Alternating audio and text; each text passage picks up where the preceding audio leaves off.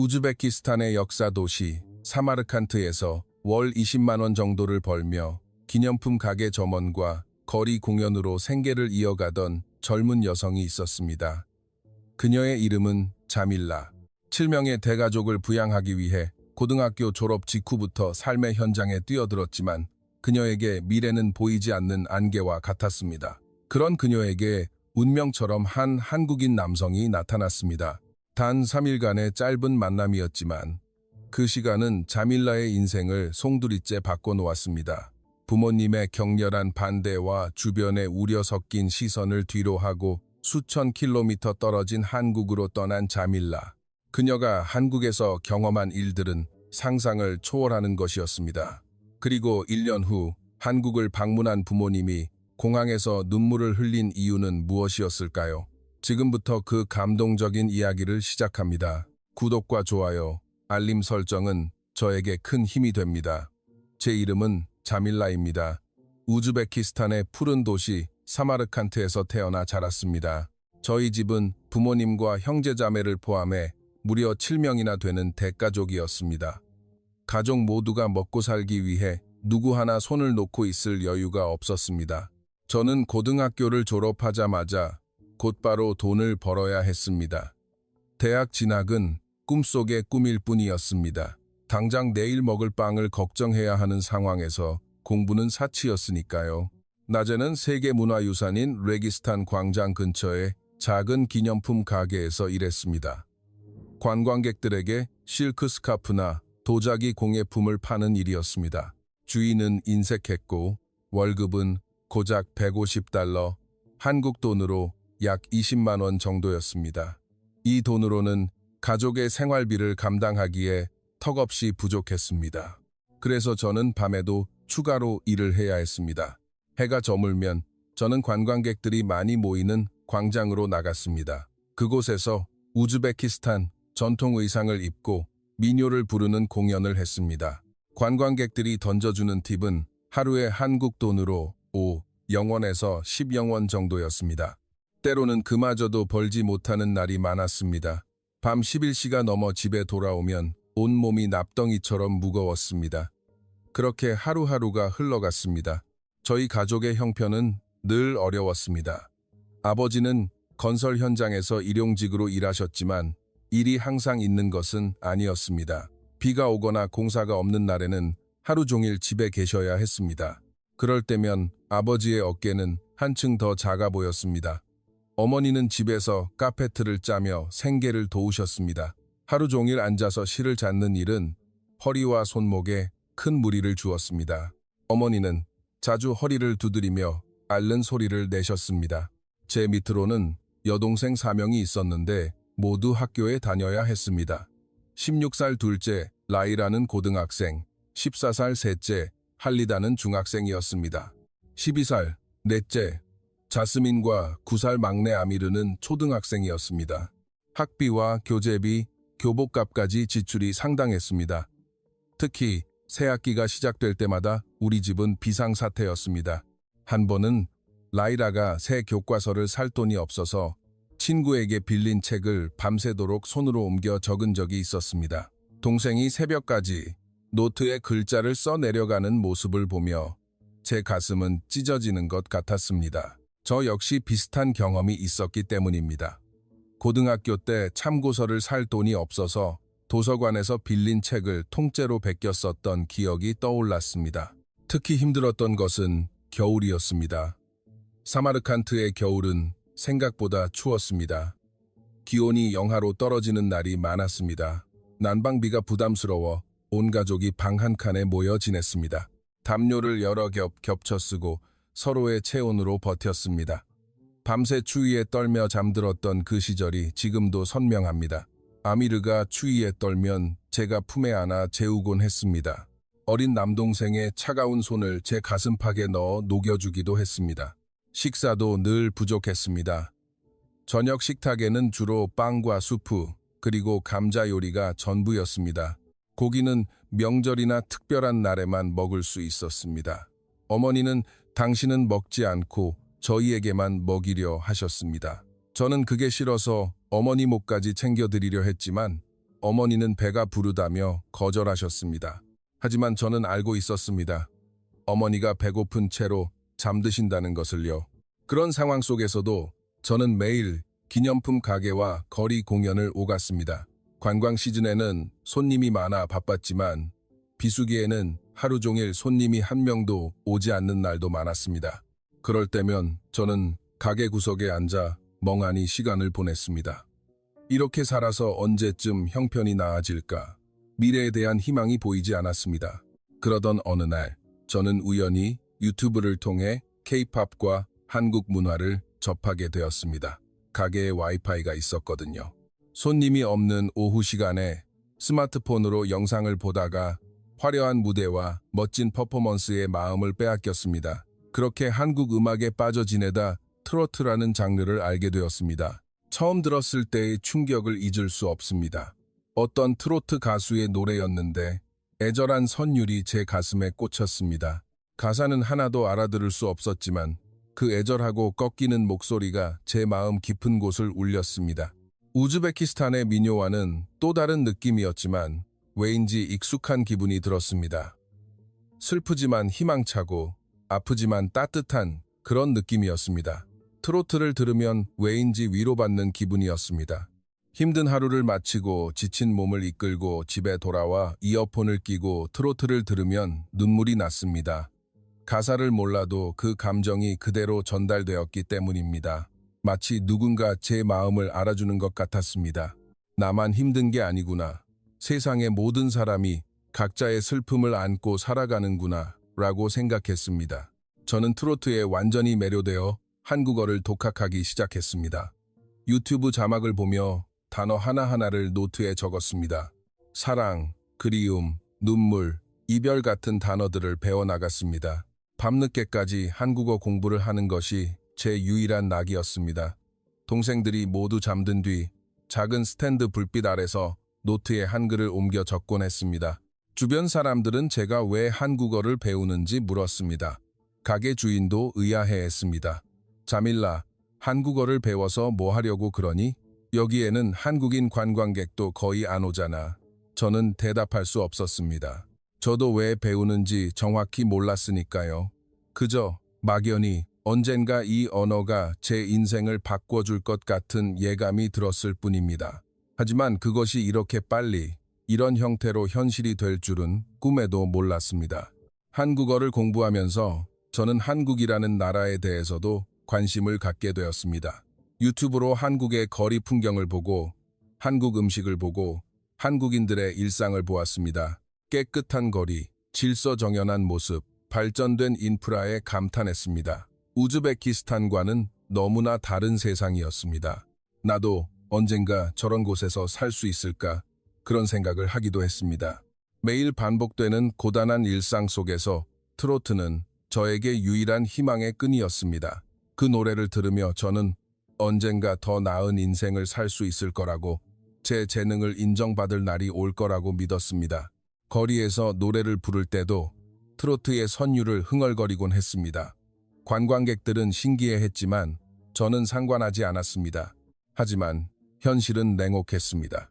21살의 저는 여전히 기념품 가게 점원이었고 밤에는 거리에서 노래를 부르는 공연자였습니다. 미래는 보이지 않고 희망은 점점 멀어지는 것 같았습니다. 주변 친구들은 하나둘씩 결혼을 했습니다. 우즈베키스탄에서 여성에게 21살은 결코 적은 나이가 아니었습니다. 어머니도 가끔 제 결혼 이야기를 꺼내셨습니다. 자밀라, 이웃집 아주머니가 아들을 소개해주고 싶다는데 한번 만나보련? 저는 고개를 저었습니다. 아직이에요, 엄마.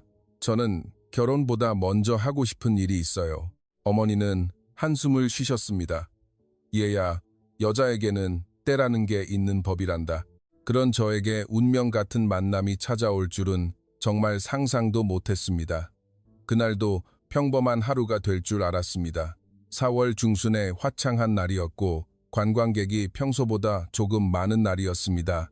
하지만 그 평범한 하루가 제 인생의 전환점이 될 줄은 전혀 예상하지 못했습니다. 운명의 톱니바퀴는 이미 돌아가고 있었던 것입니다. 그날은 4월 중순의 맑은 날이었습니다. 아침부터 햇살이 눈부셨고 공기는 따뜻했습니다. 레기스탄 광장 근처의 기념품 가게는 관광 시즌이라 평소보다 손님이 많았습니다. 저는 아침 9시부터 가게 문을 열고 바쁘게 손님을 맞이했습니다. 중국인, 유럽인 관광객들이 서너 명씩 가게를 방문했습니다. 오전 내내 바쁘게 일하다 보니 점심시간이 훌쩍 지나 있었습니다. 저는 가게 뒷마당에서 간단히 빵과 차로 점심을 때웠습니다. 오후 3시쯤 손님이 뜸해진 시간이었습니다. 저는 진열대를 정리하며 오늘 밤 공연에서 부를 노래를 생각하고 있었습니다. 그때 한 동양인 남성이 가게 앞에서 지도를 들고 두리번거리고 있었습니다. 30살도 되지 않아 보이는 깔끔한 인상의 남성이었습니다. 깨끗한 셔츠에 면바지를 입고 백팩을 메고 있었습니다. 중국인 관광객인가 싶었지만 어딘지 분위기가 달랐습니다. 더 차분하고 정돈된 느낌이었습니다. 그는 잠시 주저하다가 서툰 영어로 저에게 다가왔습니다. 실례합니다. 혹시 아프라시아 박물관이 어디에 있는지 아시나요? 저는 영어로 대답하려 했습니다. 여기서 북쪽으로 10분 정도만 걸어가시면. 그런데 바로 그때였습니다. 가게 앞을 지나가던 6살 정도 된 아이가 형을 쫓아 달려가다가 발이 꼬여 넘어지려 했습니다. 아이는 중심을 잃고 비틀거리며 제 눈앞에 도자기 공예품 진열대 쪽으로 그대로 돌진했습니다. 저는 깜짝 놀라 비명을 질렀습니다. 위험해. 저와 그 남성은 거의 동시에 움직였습니다. 저희는 같은 타이밍에 아이를 향해 달려가 낚아챘습니다. 제가 아이의 팔을 잡았고 그 남성이 아이의 몸을 받쳤습니다. 아이는 공중에서 멈췄고 도자기는 무사했습니다. 아이는 놀라 울음을 터뜨렸습니다. 으앙. 저는 급히 아이를 안심시켰습니다. 괜찮아. 다친 데 없니? 저는 아이를 일으켜 세워 옷을 털어주었습니다. 그 남성도 아이의 무릎에 흙이 묻지 않았는지 확인하며 걱정스러운 표정을 지었습니다. 아이의 어머니가 황급히 달려왔습니다. 어머, 죄송합니다. 정말 죄송합니다. 어머니는 우즈베크어로 연신 사과했습니다. 저는 괜찮다며 손을 흔들었습니다. 아이가 다치지 않아 다행이에요. 조심하세요. 어머니는 아이의 손을 꼭 잡고 고개를 숙여 인사한 뒤 서둘러 자리를 떴습니다. 저는 한숨을 돌리며 도자기 진열대를 확인했습니다. 다행히 하나도 깨지지 않았습니다. 그 순간 저는 긴장이 풀려 무의식적으로 입을 열었습니다. 다행이다. 괜찮아요. 바로 한국어였습니다. 제 입에서 자연스럽게 한국어가 튀어나온 것입니다. 저도 깜짝 놀랐지만 그 남성은 더 놀란 표정이었습니다. 눈이 동그래져 있었습니다. 방금 한국어 하셨나요? 그가 놀란 목소리로 한국어로 물었습니다. 저는 얼굴이 빨개졌습니다. 당황했습니다. 네, 죄송합니다. 제가 혼자 한국어를 공부하고 있어서 저도 모르게 그만. 저는 어색하게 웃으며 손을 저었습니다. 그는 빙그레 웃으며 말했습니다. 아니요, 전혀 사과할 일이 아니에요. 정말 놀랐습니다. 여기 사마르칸트에서 한국어를 듣다니 꿈만 같네요. 게다가 발음도 정말 좋으신데요. 어디서 배우셨어요? 그의 목소리에는 순수한 호기심과 반가움이 서려 있었습니다. 저는 부끄러워하며 대답했습니다. 그냥 유튜브 보면서 혼자 공부했어요. 트로트를 좋아해서 노래를 들으면서 배웠습니다. 그는 더욱 놀란 표정을 지었습니다. 트로트요? 외국분이 트로트를 좋아하신다니 정말 신기하네요. 보통은 K-팝 아이돌을 좋아하시는데 저희는 자연스럽게 대화를 이어갔습니다. 그의 이름은 김민준이었습니다. 서울에서 온 직장인으로 무역회사에서 일한다고 했습니다. 타슈켄트에 일주일간 출장을 왔는데 업무가 수요일에 끝나 주말까지 시간이 남아 금요일인 오늘 사마르칸트를 관광하러 왔다고 했습니다. 일요일 밤에 타슈켄트로 돌아가 월요일 아침 비행기로 한국에 돌아간다고 했습니다. 민준 씨는 저에게 길을 물을 때도 다른 외국인들처럼 러시아어가 아닌 우즈베크어로 노력하는 모습을 보여주었습니다. 라흐마트, 메타 라흐마트 감사합니다. 정말 감사합니다. 발음은 서툴렀지만 그 노력 자체가 인상적이었습니다. 현지의 문화를 존중하려는 마음이 느껴졌습니다. 저희는 한국에 대한 이야기, 우즈베키스탄에 대한 이야기를 나눴습니다. 민준 씨는 사마르칸트의 역사에 대해 궁금한 것이 많았고 저는 아는 대로 설명해 주었습니다. 대화를 하다 보니 어느새 저의 퇴근 시간이 다가오고 있었습니다. 시계를 보니 오후 5시 반이었습니다. 저는 가게 문을 닫을 준비를 시작했습니다. 진열장 정리와 계산대 정산을 마쳤습니다. 민준 씨는 가게 밖에서 아쉬운 듯 서성이고 있었습니다. 저는 가게 문을 잠그고 나왔습니다. 그때 민준 씨가 망설이다가 저에게 다가왔습니다. 자밀라 씨, 이것도 인연인데 혹시 시간이 괜찮으시다면 오늘 저녁에 제 사마르칸트 가이드를 해주실 수 있을까요? 물론 사례는 꼭 하겠습니다. 제가 일요일 밤에는 돌아가야 해서 사마르칸트에 있을 시간이 이틀밖에 없거든요. 그의 목소리는 정중했고 눈빛은 진지했습니다. 그의 정중한 제안에 저는 조금 망설였습니다. 낯선 외국 남성과 함께 다니는 것은 신중해야 할 일이었습니다. 우즈베키스탄에서는 젊은 여성이 혼자 남성과 다니는 것을 좋지 않게 보는 시선도 있었습니다. 하지만 민준 씨의 눈빛에서 진심이 느껴졌습니다. 그리고 무엇보다 한국어로 대화할 수 있다는 것이 너무 설렜습니다. 저는 잠시 생각한 뒤 고개를 끄덕였습니다. 좋아요. 제가 아는 곳들을 안내해 드릴게요. 다만 저도 밤에 공연이 있어서 시간이 조금 한정되어 있어요. 민준 씨는 환하게 웃었습니다. 괜찮습니다. 짧은 시간이라도 자밀라 씨와 함께 할 수 있다면 영광입니다. 정말 감사합니다. 저는 민준 씨에게 일몰 무렵이 가장 아름다운 샤이진다 묘역을 제안했습니다. 지금 출발하면 노을을 볼 수 있을 거예요. 민준 씨는 좋네요. 라고 답했습니다. 저희는 함께 걷기 시작했습니다. 거리를 걸으며 저희는 대화를 계속했습니다. 민준 씨는 한국의 직장 생활에 대해 이야기해 주었습니다. 저는 우즈베키스탄의 일상에 대해 말했습니다. 신기하게도 저희는 금방 친해졌습니다. 한국어로 말하는 것이 어색하지 않고 오히려 자연스러웠습니다. 민준 씨는 제 서툰 한국어를 비웃지 않고 진지하게 들어주었습니다. 그때까지만 해도 저는 이 만남이 제 인생을 뿌리째 바꿔놓을 줄은 전혀 예상하지 못했습니다. 그저 한국어로 대화할 수 있는 특별한 밤이 될 거라고만 생각했습니다. 하지만 운명은 이미 시작되고 있었습니다. 제 인생에서 가장 중요한 3일이 지금 시작된 것이었습니다. 저희는 해가 저물 무렵 샤이진다 묘역에 도착했습니다. 푸른 타일로 장식된 묘당들이 노을에 반사되어 화려하게 빛나고 있었습니다. 민준 씨는 건축물들을 보며 연신 감탄사를 내뱉었습니다. 정말 아름답네요. 사진으로만 보던 곳인데 직접 보니 훨씬 더 웅장하고 아름다워요. 이런 곳을 혼자 보지 않고 자밀라 씨와 함께 봐서 정말 다행입니다. 저는 민준 씨에게 이곳의 역사를 설명해 주었습니다. 이 묘역은 14세기부터 15세기에 걸쳐 지어진 곳으로 티무르 제국의 귀족들과 왕족들이 잠들어 있는 곳이에요. 보시는 저 푸른 타일 장식이 정말 유명하답니다. 민준 씨는 제 설명을 들으며 고개를 끄덕였습니다. 저희는 천천히 계단을 오르며 이야기를 나눴습니다. 계단은 좁고 가팔랐지만 오르는 즐거움이 있었습니다. 중간중간 쉬면서 마을의 전경을 내려다보았습니다. 노을에 물든 사마르칸트는 정말 아름다웠습니다. 민준 씨는 사진을 여러 장 찍었습니다. 저는 민준 씨에게 제 일상에 대해 좀 더 자세히 털어놓기 시작했습니다. 사실 저는 낮에는 기념품 가게에서 일하지만 밤에는 다른 일도 하고 있어요.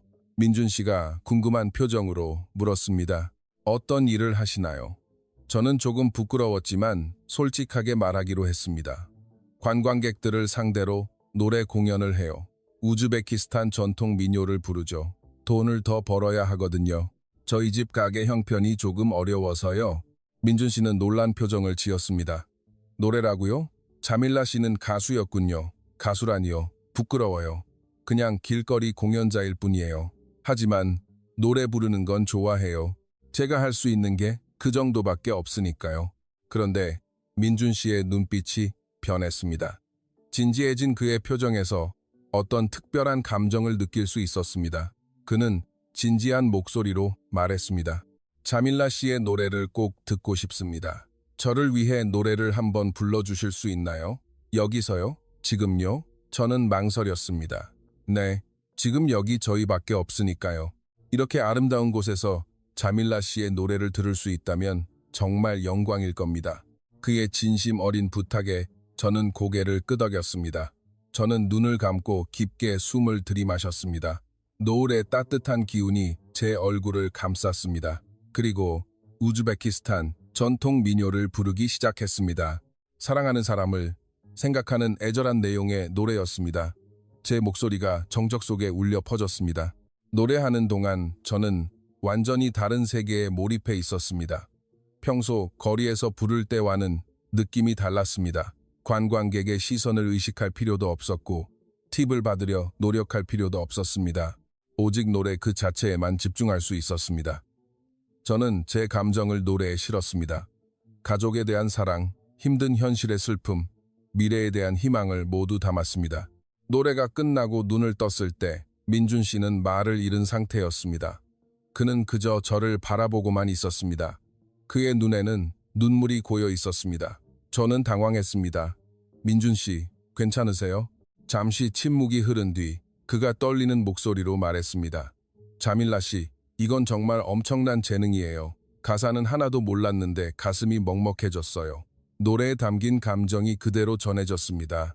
저는 그의 반응에 놀랐습니다.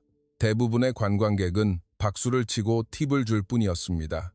진심으로 감동해주는 사람은 거의 없었습니다. 하지만 민준 씨는 달랐습니다. 그는 진지하게 말을 이어갔습니다. 자밀라 씨의 목소리와 표현력은 정말 특별해요. 음정도 안정적이고 감정 표현도 훌륭합니다. 이런 실력이 이 작은 무대에서만 머물러선 안 돼요. 저는 의아했습니다.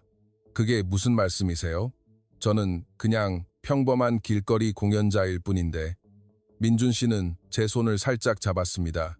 아니요, 자밀라 씨는 평범하지 않아요. 한국에는 재능 있는 사람들을 체계적으로 지원하는 시스템이 많습니다.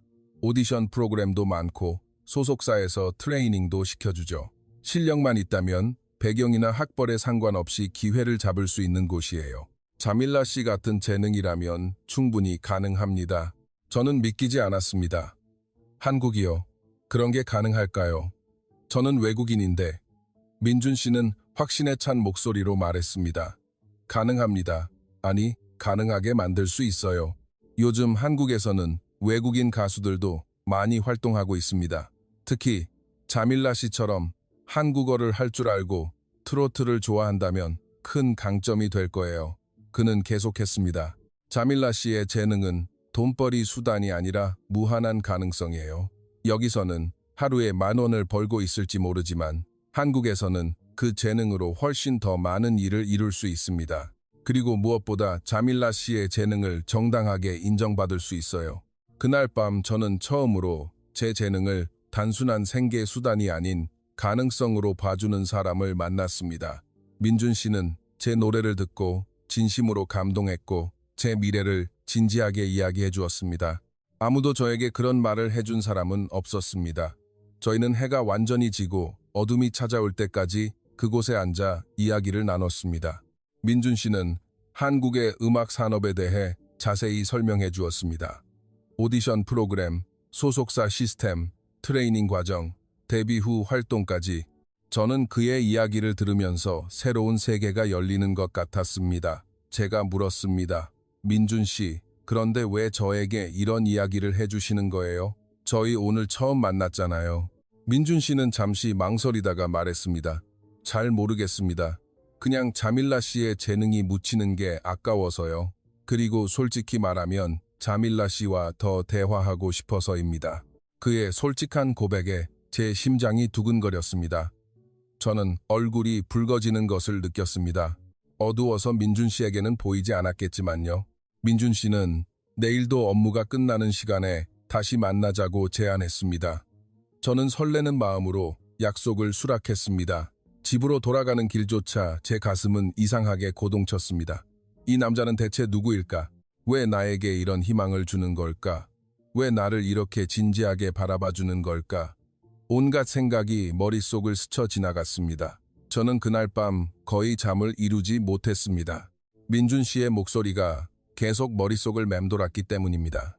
다음 날 민준 씨는 약속대로 저를 찾아왔습니다. 오후 5시경이었습니다. 그는 제 가게 앞에서 웃으며 기다리고 있었습니다. 자밀라 씨, 어제는 정말 고마웠어요. 오늘도 시간 괜찮으신가요? 저는 고개를 끄덕였습니다. 네, 오늘도 저녁 공연 전까지는 괜찮아요. 저희는 사마르칸트의 다른 명소들을 함께 둘러보았습니다. 비비하눔 모스크로 향했습니다. 거대한 모스크의 웅장함에 민준 씨는 다시 한번 감탄했습니다. 정말 대단하네요. 이런 거대한 건축물을 그 시대에 어떻게 지었을까요? 저는 아는 대로 설명해 주었습니다. 이 모스크는 14세기 티무르 제국의 명령으로 지어졌어요. 인도 원정에서 돌아온 티무르가 자신의 부인을 위해 세운 것입니다. 당시로서는 세계에서 가장 큰 모스크 중 하나였죠. 민준 씨는 제 설명을 들으며 열심히 사진을 찍었습니다. 저희는 모스크 안을 천천히 둘러보았습니다. 넓은 뜰과 높은 돔, 정교한 타일 장식, 모든 것이 경이로웠습니다. 민준 씨는 제가 설명하는 모든 것에 진지하게 귀를 기울여 주었습니다. 그리고 저에게 한국 이야기를 해주었습니다. 민준 씨는 서울의 회사에서 일하는 평범한 직장인이었지만 그의 이야기는 저에게 신세계였습니다. 한국에서는 재능 있는 사람들에게 정말 많은 기회가 주어진다고 했습니다. 실력만 있다면 배경이나 학벌에 상관없이 성공할 수 있다고. 저는 그 말이 너무 부러웠습니다. 다음으로 저희는 샤우리삽스 유적지로 향했습니다. 티무르의 고향이었던 곳입니다. 그곳에서 저희는 여름 궁전 터를 둘러보았습니다. 지금은 폐허만 남았지만 당시의 웅장함을 상상할 수 있었습니다. 민준 씨는 역사에 관심이 깊었고 저는 아는 대로 설명했습니다. 2일째도 저희는 함께 시간을 보냈습니다. 울루그베크 천문대에도 갔습니다. 15세기에 만들어진 천문대로 당시로서는 세계 최고 수준이었죠. 민준 씨는 과학에도 관심이 많았습니다. 저희는 천문대를 둘러보며 옛사람들의 지혜에 대해 대화했습니다. 어느새 저희 사이에는 특별한 감정이 싹트고 있었습니다. 민준 씨의 저를 보는 눈빛이 변해 있었습니다. 첫날보다 더 따뜻하고 애정이 담긴 시선이었습니다. 저 또한 그와 함께 있으면 이상하게 편안하고 행복했습니다. 마치 오래전부터 알고 지낸 사람 같은 느낌이었습니다. 3일째 밤, 저희는 타슈켄트로 돌아가야 하는 민준 씨의 호텔 근처에서 헤어지려 하고 있었습니다. 밤 9시가 넘은 시간이었습니다.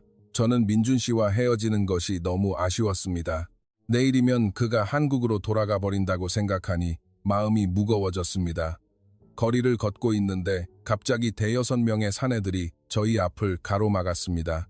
그들은 술에 취한 듯 보였고 외국인에게 적대적인 시선을 보냈습니다. 저는 그들을 본 기억이 있었습니다.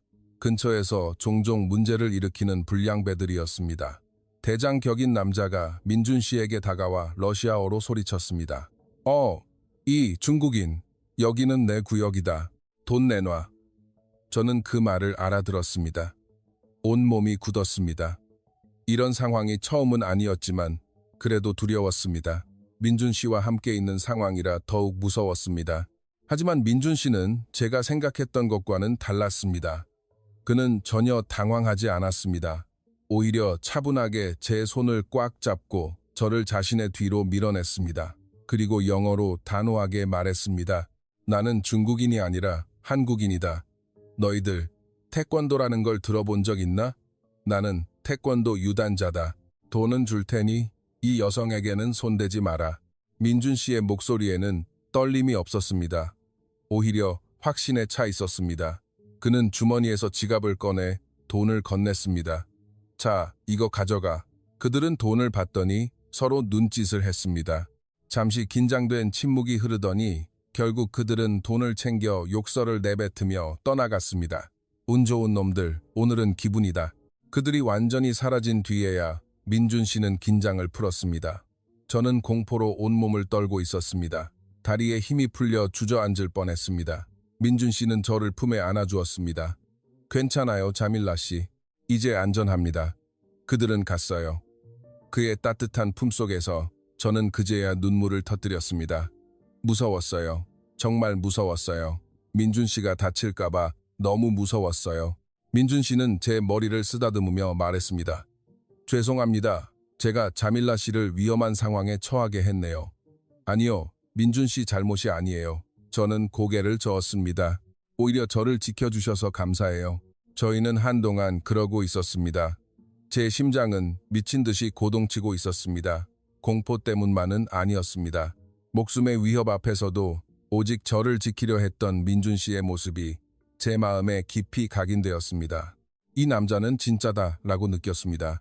자신의 안전보다 저의 안전을 먼저 생각하는 사람. 민준 씨는 제 얼굴을 양손으로 감싸듯 잡고 바라보았습니다. 눈물로 얼룩진 제 얼굴을 닦아주며 말했습니다. 자밀라 씨, 사실 이틀 내내 고민했습니다. 저에게 이 말을 할 자격이 있는지. 저희가 만난 지 3일밖에 되지 않았으니까요. 하지만 오늘 일을 겪으면서 더 이상 참을 수 없게 되었습니다. 그는 떨리는 목소리로 계속했습니다. 당신의 현실적인 어려움 잘 알고 있습니다. 저희가 살아온 세계가 너무나 다르다는 것도 압니다. 하지만 지금 이 순간 당신과 함께 있는 것이 저에게는 최고의 행복입니다. 이 감정을 놓치고 싶지 않아요.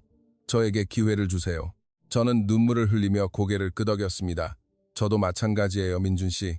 저도 민준 씨를 만나고 매일 밤 잠을 못 잤어요.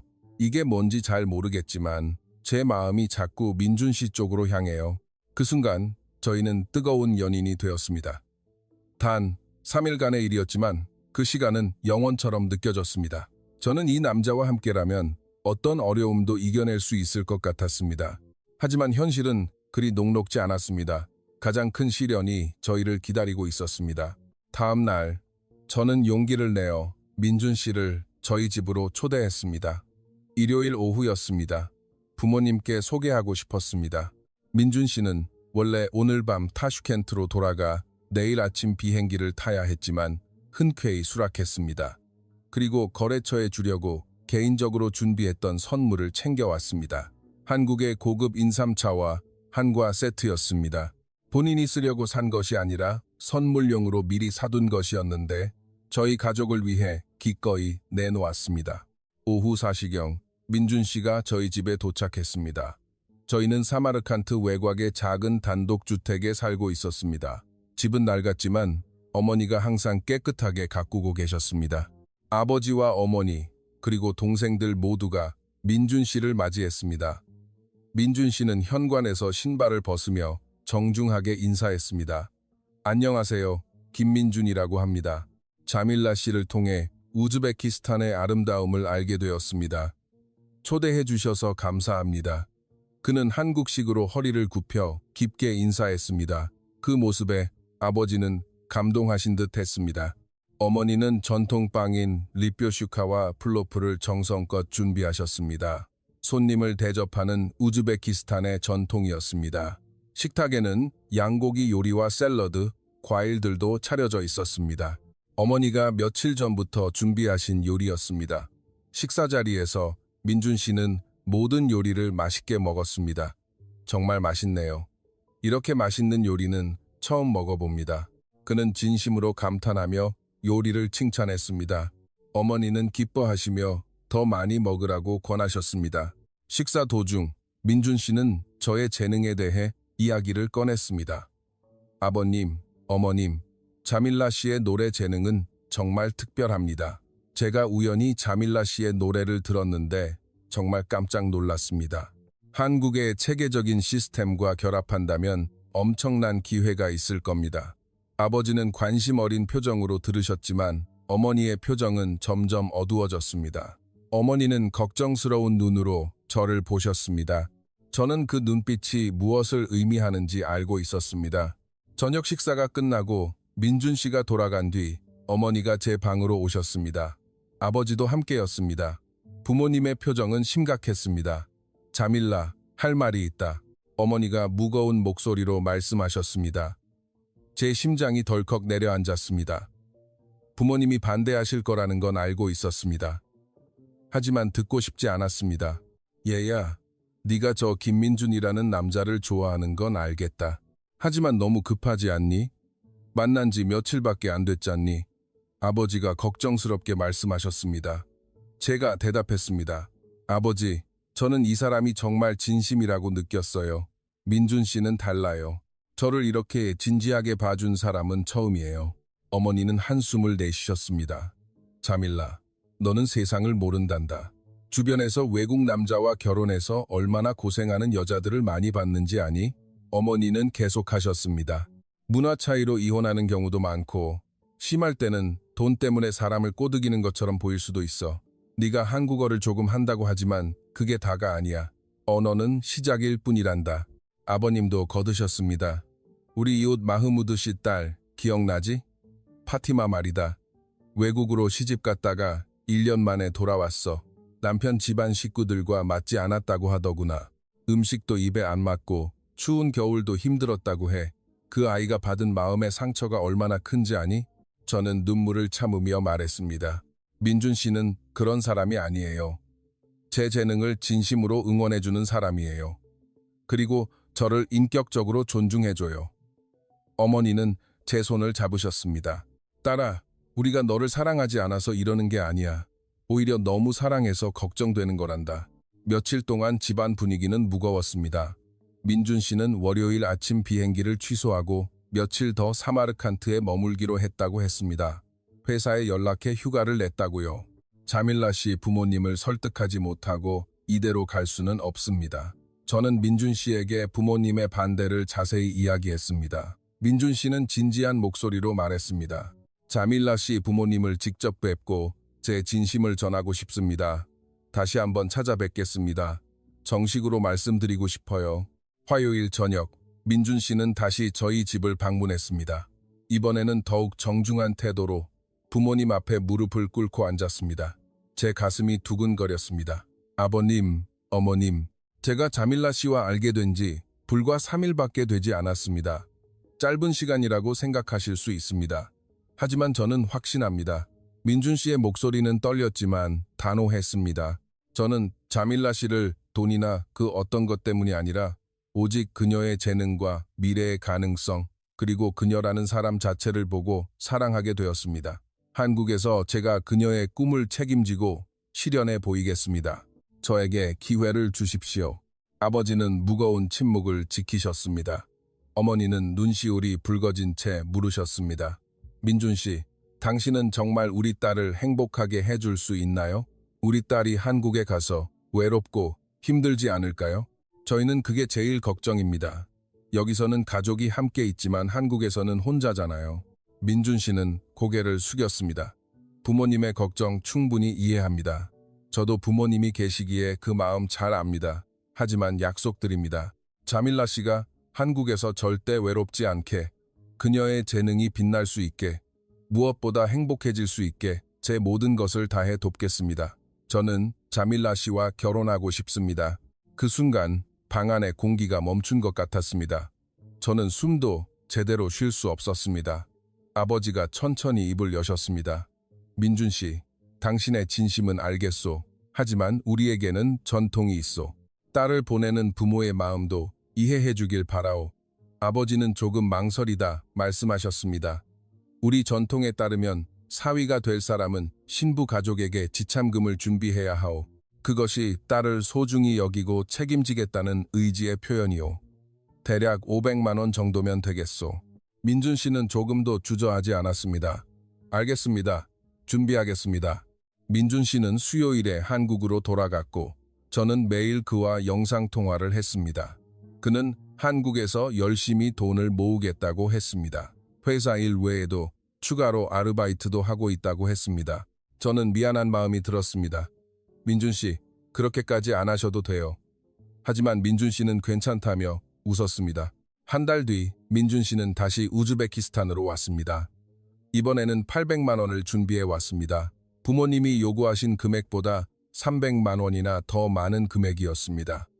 저는 깜짝 놀랐습니다. 민준 씨, 이렇게 많이 준비할 필요 없는데. 민준 씨는 부모님께 돈을 건네며 말씀드렸습니다. 저는 자밀라 씨를 돈으로 사려는 것이 아닙니다. 대가족의 사정과 전통을 깊이 존중하며 제가 자밀라 씨를 평생 책임지겠다는 약속입니다.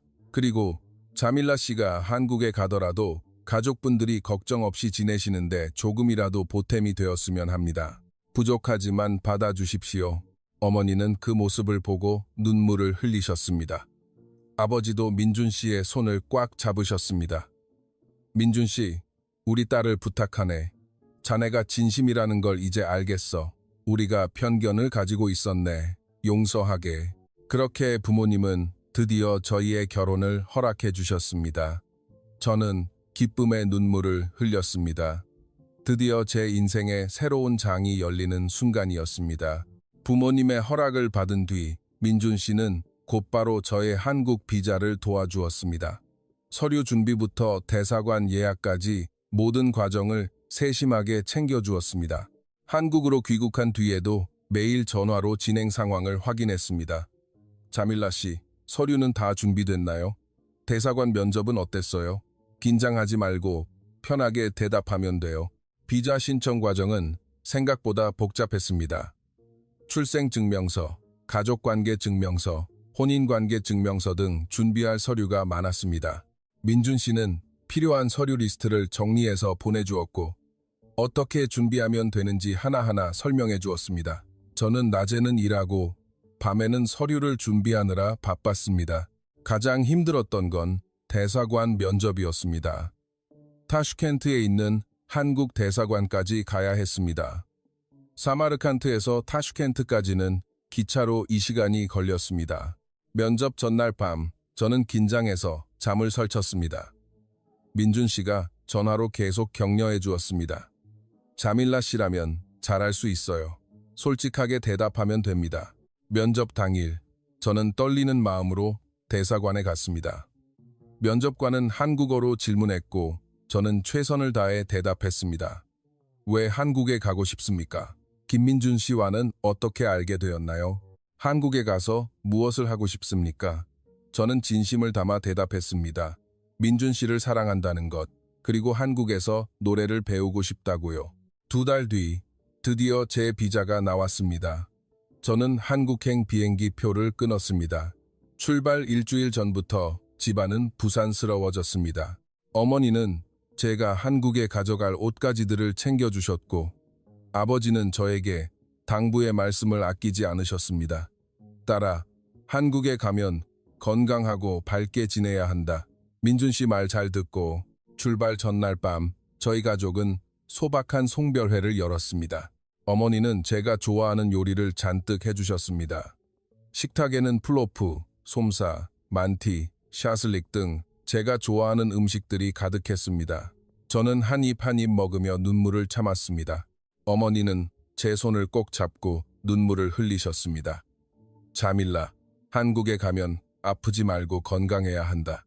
힘들면 언제든 우리에게 연락하고 우린 항상 내 편이란다. 아버지는 무뚝뚝하셨지만 제 어깨를 다독이며 격려해 주셨습니다. 내 꿈을 펼치거라. 우린 항상 너를 응원한다. 동생들은 제 옷가지들을 챙겨주며 부러워했습니다. 언니, 한국은 정말 좋은 곳이라며? 우리도 나중에 놀러 갈 수 있을까?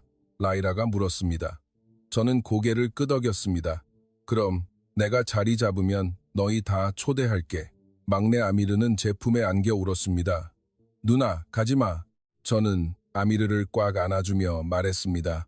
누나, 금방 올게. 전화도 자주 할 거야. 인천행 비행기는 7시간이 걸렸습니다. 저는 창밖을 바라보며 새로운 인생에 대한 기대와 불안을 동시에 느꼈습니다. 과연 내가 한국에서 잘 적응할 수 있을까? 민준 씨 말처럼 정말 기회를 잡을 수 있을까? 온갖 생각이 머릿속을 스쳐 지나갔습니다.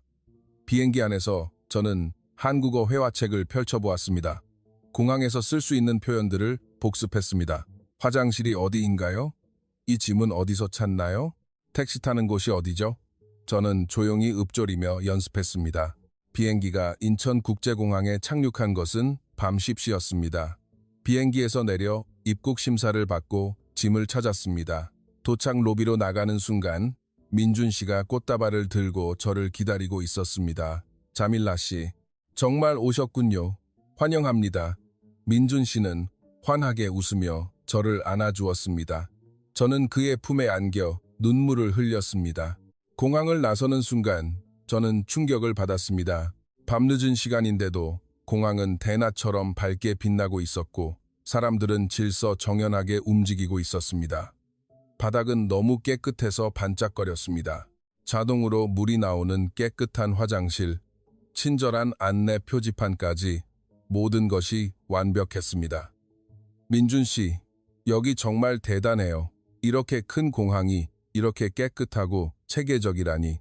제가 감탄하자 민준 씨는 웃으며 말했습니다. 이건 시작일 뿐이에요. 더 놀라운 일들이 기다리고 있을 겁니다. 저희는 공항철도를 타고 서울로 향했습니다.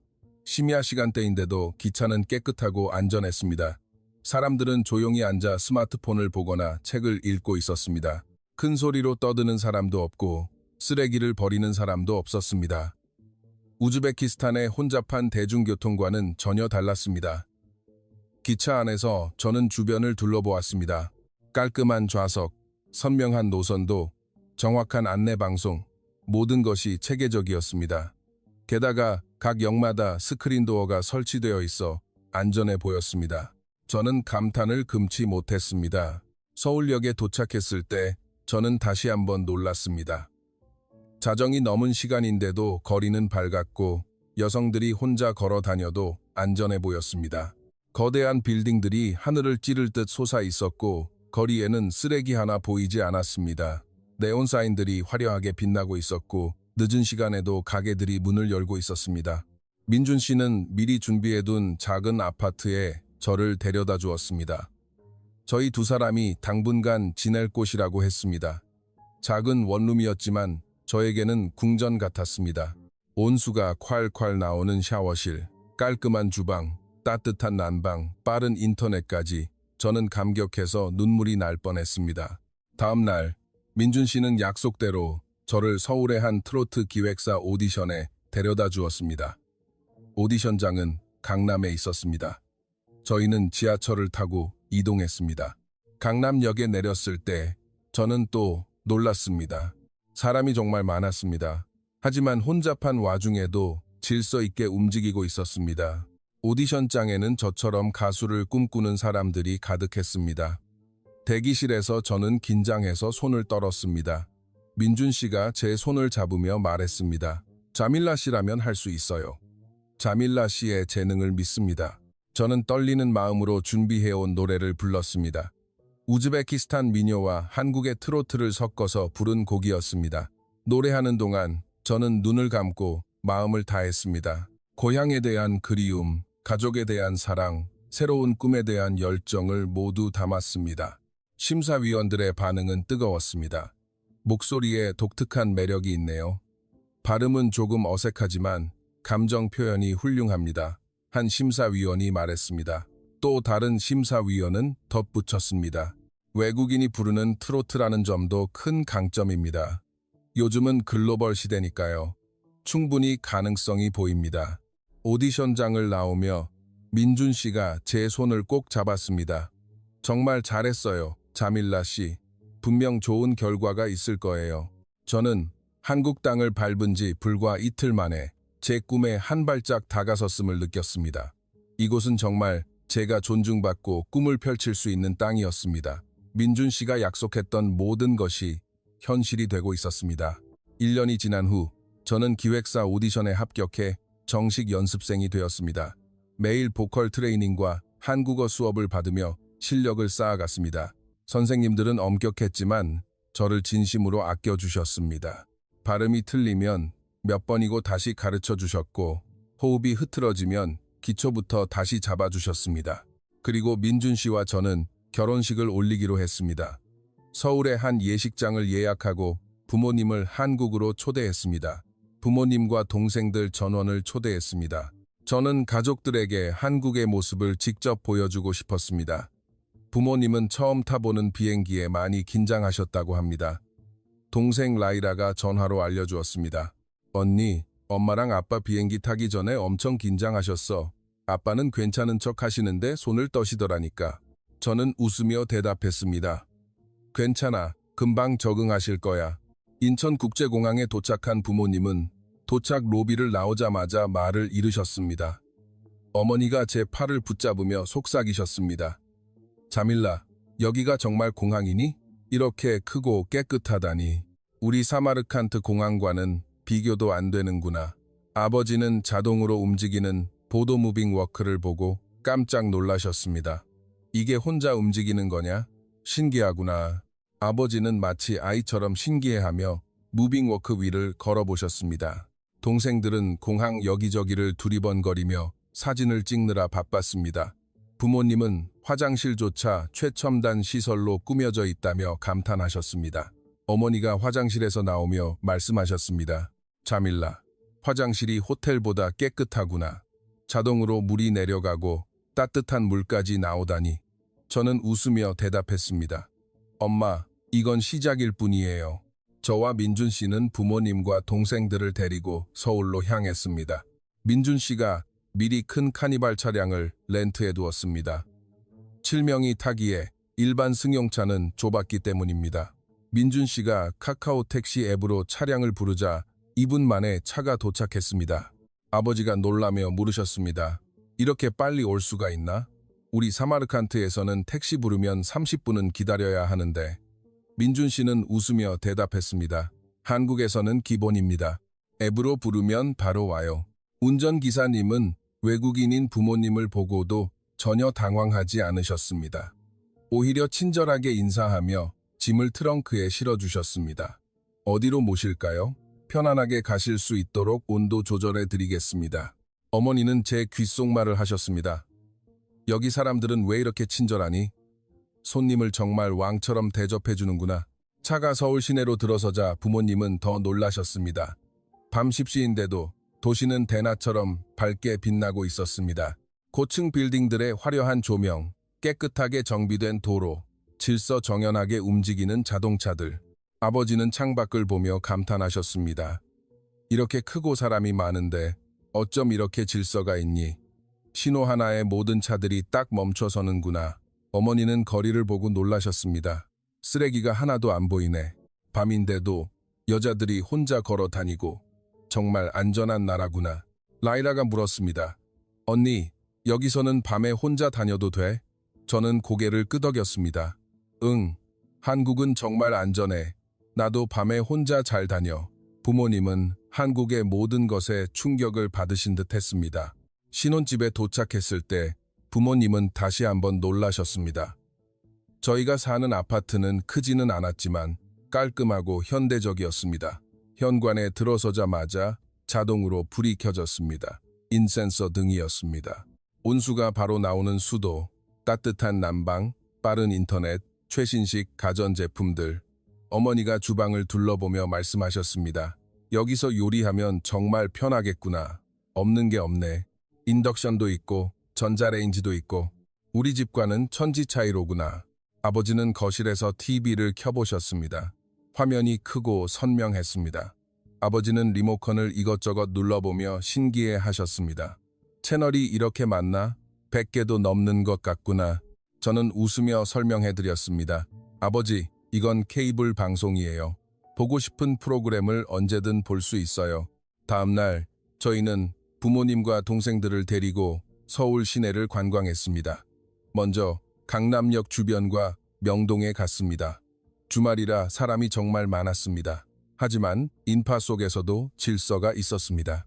사람들은 줄을 서서 기다리고 서로 부딪히면 죄송합니다라고 인사했습니다.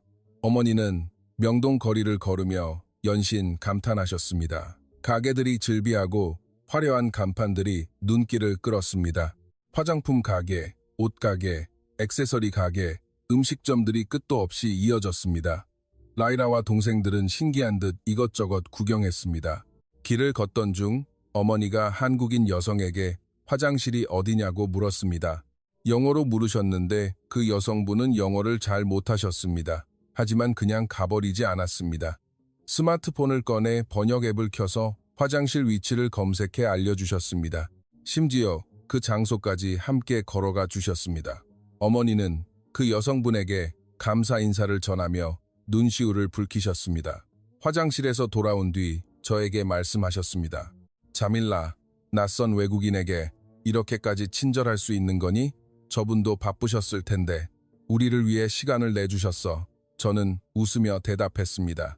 엄마, 한국 사람들은 원래 정이 많아요. 정말 친절하죠. 저희는 명동에서 떡볶이와 김밥, 그리고 만두를 먹었습니다. 부모님과 동생들은 처음 먹어보는 한국 길거리 음식에 신기해했습니다. 맵지만 맛있다고들 하셨습니다. 특히 아버지는 떡볶이가 정말 마음에 드신 듯 했습니다. 이게 떡이라는 거냐? 쫄깃쫄깃하고 신기하구나. 매콤한데 자꾸 손이 가는 맛이야. 점심은 삼겹살집에서 먹었습니다. 민준 씨가 고기를 구워주며 먹는 법을 가르쳐 주었습니다. 상추에 고기와 쌈장, 마늘을 얹어 싸먹는 것이었습니다. 부모님은 처음에는 어색해하셨지만 금방 적응하셨습니다. 어머니가 말씀하셨습니다. 이렇게 싸먹으니 고기가 느끼하지 않고 개운하구나. 정말 맛있다. 식사를 마치고 저희는 롯데월드타워로 향했습니다. 엘리베이터를 타고 전망대에 올랐습니다. 서울 시내가 한눈에 내려다 보였습니다. 아버지는 창밖을 보며 말을 잇지 못하셨습니다. 세상에 이렇게 큰 도시가 있다니. 건물이 끝도 없이 펼쳐져 있구나. 전망대에서 보는 서울의 전경은 정말 장관이었습니다. 한강이 도시를 가로지르고 고층 빌딩들이 빽빽하게 들어서 있었습니다. 어머니는 그 광경을 보고 눈물을 흘리셨습니다. 자밀라, 네가 이런 곳에서 살고 있었구나. 정말 대단한 나라다. 저녁에는 한강 시민공원에 갔습니다. 해가 저무는 시간이었습니다. 강변은 사람들로 북적였지만 무질서하지 않았습니다.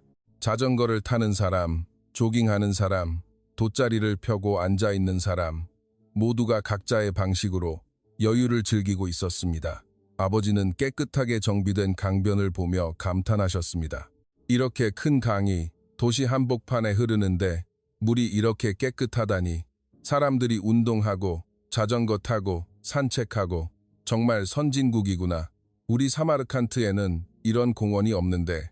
동생들은 강변을 신나게 뛰어다녔습니다. 아미르가 외쳤습니다. 누나, 여기 너무 좋아. 나도 나중에 여기서 살래. 저희는 아미르를 안아주며 말했습니다. 열심히 공부하면 올 수 있어. 저희는 치킨과 맥주를 주문해서 강변에서 먹었습니다. 한국식 치킨은 부모님과 동생들에게 대인기였습니다. 어머니가 말씀하셨습니다. 이렇게 바삭하고 맛있는 닭튀김은 처음이다. 양념도 정말 맛있구나. 해가 완전히 저물고 도시에 불빛이 들어오자 더욱 아름다운 야경이 펼쳐졌습니다. 한강의 다리들이 조명으로 빛나고 강변의 빌딩들도 화려하게 반짝였습니다. 부모님은 그 광경을 넋을 잃고 바라보셨습니다. 다음 날은 경복궁과 인사동 관광을 했습니다. 한국의 전통 문화를 보여드리고 싶었습니다. 경복궁의 장엄한 건축물을 보고 아버지가 말씀하셨습니다. 한국에도 깊은 역사가 있구나. 이렇게 아름다운 궁궐을 잘 보존하고 있다니 대단하다. 인사동에서는 전통 한복을 빌려 입고 사진을 찍었습니다. 어머니와 동생들은 한복을 입고 정말 좋아하셨습니다. 어머니가 말씀하셨습니다. 한복은 우리 전통 의상과도 비슷한 면이 있구나. 우아하고 아름다워. 저희는 찻집에 가서 전통차를 마시며 쉬었습니다. 아버지는 조용한 찻집 분위기가 마음에 드신 듯 했습니다. 이렇게 현대적인 도시 한복판에 이런 전통적인 공간이 있다니. 한국 사람들은 전통을 잘 지키는구나. 결혼식 전날 밤, 민준 씨는 저희 부모님께 정식으로 인사를 드렸습니다. 한국의 전통적인 방식인 큰절을 올렸습니다. 바닥에 무릎을 꿇고 엎드려 정중하게 인사했습니다. 아버님, 어머님, 자밀라 씨를 평생 행복하게 해드리겠습니다. 저를 믿어주셔서 감사합니다. 아버지는 민준 씨의 손을 꼭 잡으셨습니다. 눈에는 눈물이 가득했습니다. 손이 떨리고 계셨습니다. 민준 씨, 나는 1년 전 자네를 의심했었네. 한국 남자에 대한 편견이 있었지. 하지만 이제 알겠네. 자네는 정말 우리 딸을 사랑하고 있군. 아버지는 계속하셨습니다. 우리 딸에게 이렇게 안정적이고 멋진 세상을 선물해줘서 정말 고맙네. 내가 한국을 너무 몰랐어. 이렇게 발전하고 안전하고 질서 있는 나라인 줄 몰랐네. 자밀라가 여기서 행복하게 살 수 있겠어. 이제 안심이네. 어머니도 눈물을 흘리셨습니다. 민준 씨, 우리 딸 잘 부탁해요. 당신 같은 사위를 얻어서 저희는 행복한 사람들입니다. 처음에는 걱정이 많았는데 이제 보니 자밀라가 정말 좋은 사람을 만났군요. 당신은 참 좋은 사람이에요. 저는 그 모습을 보며 함께 울었습니다. 부모님이 드디어 제 선택을 진심으로 이해하고 축복해 주신 순간이었습니다. 1년 전 그토록 격렬하게 반대하셨던 부모님이 한국의 모습을 직접 보고 완전히 마음을 여신 것입니다. 민준 씨의 진심과 한국이라는 나라의 모습이 부모님의 마음을 움직인 것이었습니다. 라이라가 저에게 속삭였습니다. 언니, 아빠가 어젯밤에 엄마한테 그러시더라. 자밀라는 정말 운이 좋은 아이라고, 이런 나라에서 살 수 있다니 축복받은 거라고, 나도 언니처럼 되고 싶어. 저는 라이라를 안아주며 말했습니다. 너도 할 수 있어. 열심히 노력하면 말이야. 결혼식은 정말 아름다웠습니다. 부모님과 친척분들이 우즈베키스탄에서 오셨고 민준 씨의 가족과 친구들도 많이 참석했습니다. 예식장은 화려하게 꾸며져 있었고 모든 것이 완벽했습니다. 저는 하얀 웨딩드레스를 입고 민준 씨와 함께 버진 로드를 걸었습니다. 입장곡이 흐르고 모든 하객이 일어섰습니다. 저는 아버지의 팔짱을 끼고 천천히 걸어 나갔습니다. 그 순간 제 인생의 모든 고난과 역경이 머릿속을 스쳐 지나갔습니다. 사마르칸트의 기념품 가게, 힘들었던 거리 공연, 민준 씨와의 첫 만남, 부모님의 반대, 그리고 지금 이 순간까지 아버지는 제 손을 민준 씨에게 건네며 말씀하셨습니다. 우리 딸을 잘 부탁하네. 민준 씨는 깊게 인사하며 대답했습니다. 평생 행복하게 해주겠습니다. 저는 눈물을 참을 수 없었습니다. 행복의 눈물이었습니다. 주례사가 이어지고 저희는 서약의 말을 주고받았습니다. 저는 한국어로 서약문을 읽었습니다. 1년 전에는 상상도 못했던 일이었죠. 나 자밀라는 김민준 씨를 평생의 반려자로 맞이하여 기쁠 때나 슬플 때나 함께할 것을 서약합니다. 제 목소리는 떨렸지만 확신에 차 있었습니다. 결혼식이 끝나고 피로연이 시작되었습니다. 기획사 사장님과 선생님들도 와주셨습니다. 사장님이 축사를 하시며 말씀하셨습니다. 자밀라 씨, 정말 축하해요. 행복하게 잘 살아요. 그리고 앞으로 더 힘내요. 곧 좋은 소식이 있을 거예요. 결혼 후 저는 본격적으로 가수의 꿈을 향해 달리기 시작했습니다. 기획사에서 매일 8시간씩 보컬 트레이닝을 받았습니다. 한국어 발음 교정부터 호흡법, 감정 표현, 무대 매너까지 체계적으로 배웠습니다. 저는 지독하게 연습했습니다. 새벽 5시에 일어나 발성 연습을 하고 오전 9시부터 오후 3시까지 기획사에서 트레이닝을 받았습니다. 오후에는 한국어 수업을 듣고 밤에는 춤 연습을 했습니다. 밤늦게까지 노래를 불렀습니다. 힘들었지만 행복했습니다. 제가 하고 싶은 일을 마음껏 하고 있었으니까요. 민준 씨는 저를 전폭적으로 지원해 주었습니다. 새벽 연습 때는 함께 일어나 아침 식사를 준비해 주었고 늦게 귀가하면 저녁을 차려 주었습니다. 피곤해할 때는 마사지를 해 주었고 힘들 때마다 격려해 주었습니다. 자밀라 씨라면 할 수 있어요. 자밀라 씨의 재능을 믿어요. 6개월 뒤 기획사로부터 기회가 찾아왔습니다. 한 지상파 방송사에서 제작하는 트로트 경연 프로그램에 출연하게 된 것입니다.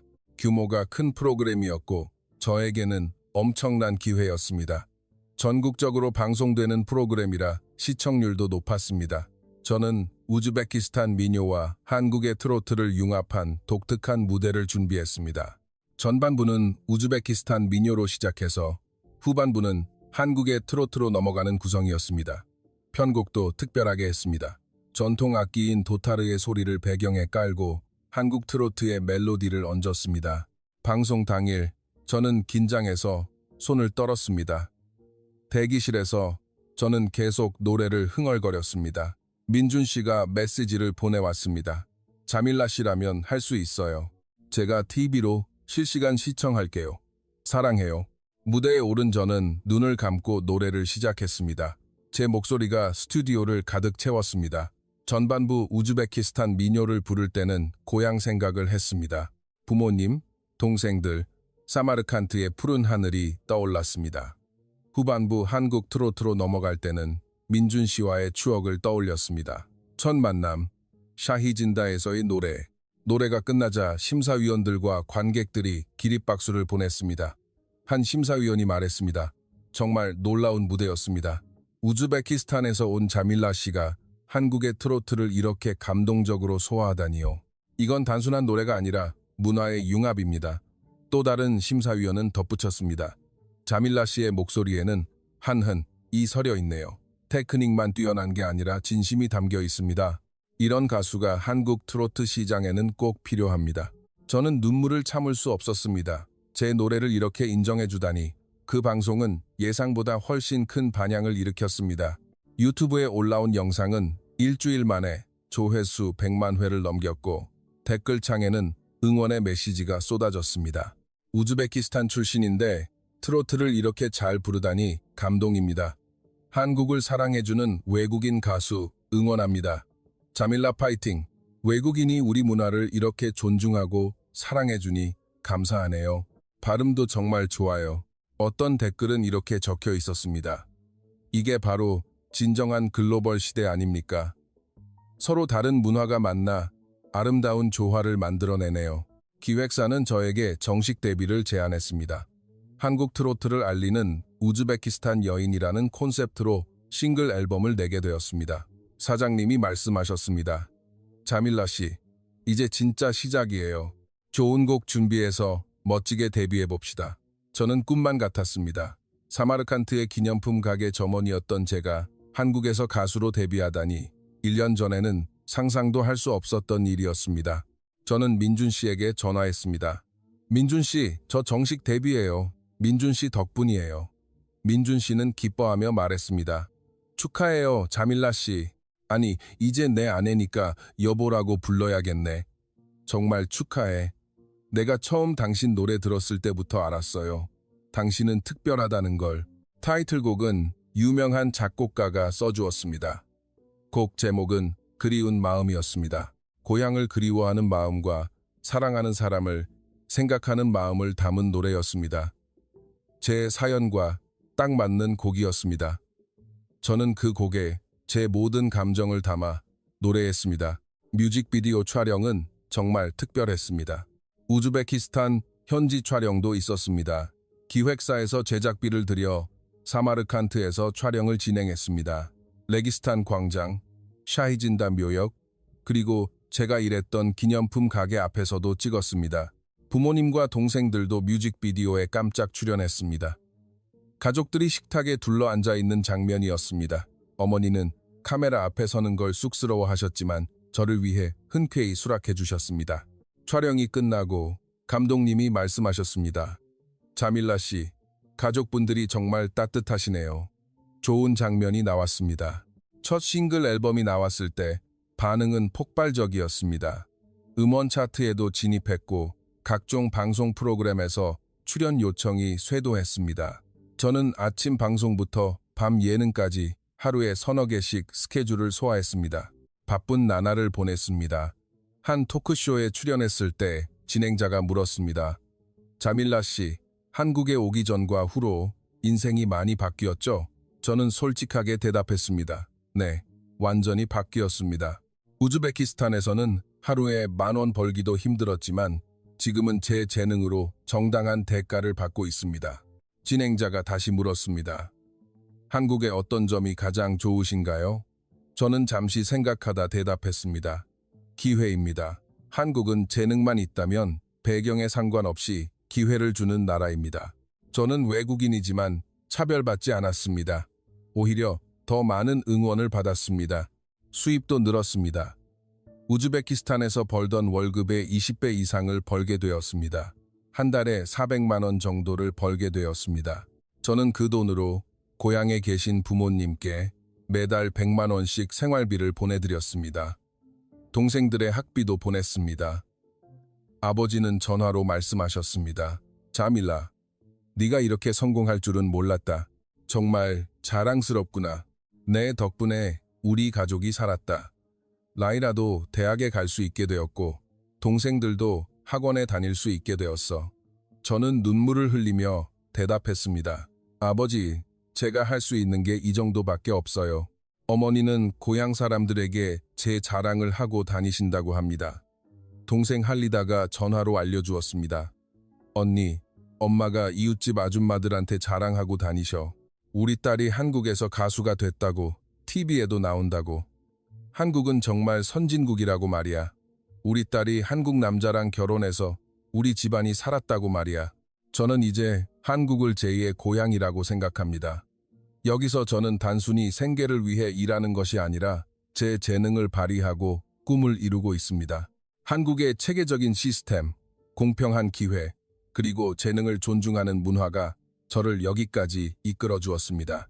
데뷔 1년 후 저는 대형 연말 시상식 무대에 서게 되었습니다. 전국으로 생중계되는 무대였습니다. 무대에 서는 순간 저는 떨렸지만 동시에 자신감이 넘쳤습니다. 저는 준비한 노래를 완벽하게 불러냈습니다. 방송이 끝나고 시청자 게시판에는 응원의 글이 가득했습니다. 어떤 시청자는 이렇게 적었습니다. 자밀라 씨를 보며 느낍니다. 한국은 정말 실력만 있으면 성공할 수 있는 나라구나 하는 걸요. 국적이나 배경이 중요한 게 아니라 재능과 노력이 중요하다는 걸 자밀라 씨 같은 분이 한국을 선택해 주셔서 감사합니다. 민준 씨는 여전히 제 곁에서 든든한 서포터가 되어주고 있습니다. 바쁜 스케줄 중에도 저를 챙겨주고 응원해줍니다. 녹화가 늦게 끝나면 회사 퇴근 후 저를 데리러 오기도 합니다. 피곤해하면 집에서 쉬게 해주고 몸이 안 좋으면 병원에도 데려다 줍니다. 가끔 저는 1년 반 전 사마르칸트의 그 기념품 가게를 떠올립니다. 만약 그날 민준 씨를 만나지 못했다면 저는 아마 지금도 그곳에서 하루 10,000원의 팁을 받으며 노래를 부르고 있었을 겁니다. 미래에 대한 희망도 없이 하루하루를 견디며 살아가고 있었겠지요. 하지만 운명은 저를 이곳으로 인도했습니다. 민준 씨라는 천사 같은 사람을 만나게 해주었고 한국이라는 땅으로 저를 데려다 주었습니다. 한국이 저에게 준 기회와 희망은 그 어떤 돈으로도 살 수 없는 소중한 선물입니다. 저는 이제 제 노래로 한국의 아름다운 문화를 세계에 알리는 가수가 되고 싶습니다. 한국과 우즈베키스탄을 잇는 가교 역할을 하고 싶습니다. 그것이 저를 믿고 지원해준 민준 씨와 이 나라에 대한 저의 감사 표현이니까요. 최근에는 주한 우즈베키스탄 대사관에서 연락이 왔습니다. 한국과 우즈베키스탄의 문화 교류 행사에서 공연해달라는 요청이었습니다. 저는 기쁜 마음으로 수락했습니다. 두 나라를 잇는 역할을 할 수 있다니 정말 영광이었습니다. 그 공연에는 양국의 대사님들도 참석하셨습니다. 저는 우즈베키스탄 민요와 한국 트로트를 함께 불렀습니다. 공연이 끝나고 우즈베키스탄 대사님이 저에게 말씀하셨습니다. 자밀라 씨, 당신은 우리나라의 자랑입니다. 한국에서 이렇게 활발하게 활동하며 우즈베키스탄을 알려주셔서 감사합니다. 한국 측 관계자도 말했습니다. 자밀라 씨 같은 분이 계셔서 한국과 우즈베키스탄의 관계가 더 깊어지는 것 같습니다. 앞으로도 좋은 활동 기대하겠습니다. 저는 감격해서 눈물을 흘렸습니다. 지금 이 순간 저는 정말 행복합니다. 사랑하는 남편이 곁에 있고 제가 좋아하는 일을 하고 있습니다. 고향의 가족들도 행복하게 지내고 있습니다. 이 모든 것이 민준 씨와 한국 덕분입니다. 가끔 저는 민준 씨에게 묻습니다. 민준 씨, 그날 사마르칸트 거리에서 저에게 말을 걸지 않았다면 어떻게 됐을까요? 민준 씨는 웃으며 대답합니다. 그랬다면 제 인생 최대의 행운을 놓쳤겠죠.